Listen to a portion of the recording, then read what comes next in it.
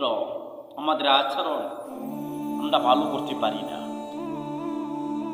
মানুষের সাথে যেন আচরণ ভালো করতে হবে, মানুষের সাথে যেন আচরণ কথাবার্তা ভালো রাখতে হবে, কথাবার্তা ভালো বলতে হবে, এগুলো আমরা ভালো করে বলতে পারি না।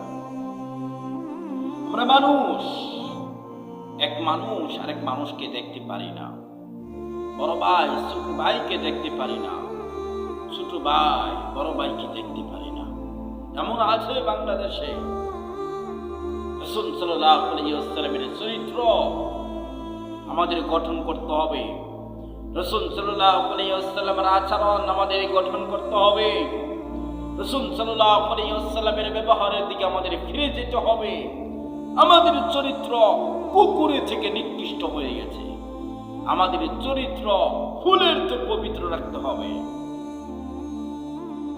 কুকুরের স্বভাব, এক কুকুর আরেক কুকুরকে দেখতে পারে না, কামড়া কামড়ি করে, চেঁচাচেঁচি করে, একখান থেকে এক কুকুর আরেক এখানে নিয়ে যায় দৌড়াইয়া।